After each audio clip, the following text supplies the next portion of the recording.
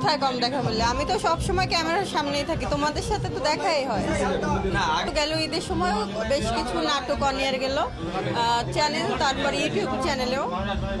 আর বেশি একটা দেখা যায় না আগের মতো, কারণ হচ্ছে যেহেতু বিজনেসের সাথে খুব ভালোভাবে এখন আমি ইনভলভ, বিজনেসের কারণে তেমন একটা আর কি করা হয় না, আগের মতো হুটহাট করে ক্যামেরায় কাজে ব্যস্ত হওয়া হয় না।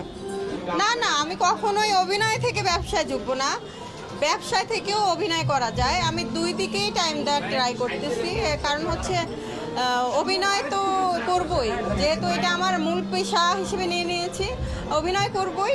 আর পাশাপাশি যেহেতু আমি একটা মেয়ে মানুষ, আমার একটা ফিক্সড ডিপোজিটের দরকার আছে, নিজের স্বাবলম্বী হওয়া দরকার আছে, এই জন্য বিজনেসটাকেও টাইম দিই।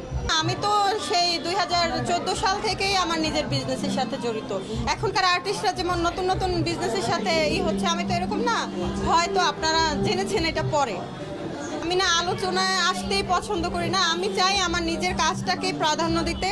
আমি যদি ভালো থাকি আপনারা সবাই জানবেন আমি ভালো আছি, আর আমি যখন খারাপ থাকবো, আমার খারাপ সময় কিন্তু কেউ আপনারা ভালো নিউজটা ছাপাবেন না, আমার খারাপ সময়টা আমার নিজের একারই সাফার করতে হবে, তাই আমি নিজেকে একটু আড়ালে রাখার ট্রাই করি।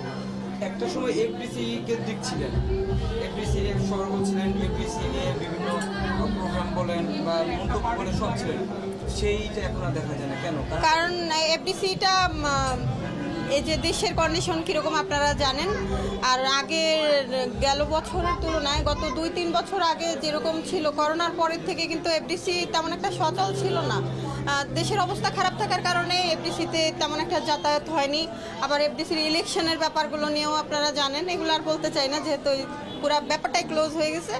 এখন তো যাচ্ছি, পয়লা বৈশাখে গেলাম, সবার সাথে দেখা হলো, অনেক মজা করেছি এফডিসিতে, আবার ঈদের সময়ও যাওয়া হচ্ছে তো। সিনেমার বাতাস ভালো বয়ে যাচ্ছে, এটা শুনে ভালোই লাগছে, যেহেতু আমি একজন আর্টিস্ট, এফডিসির মেয়ে বললেই আমার নিজেকে অনেক ভালো লাগে যে আমি এফডিসির আর্টিস্ট।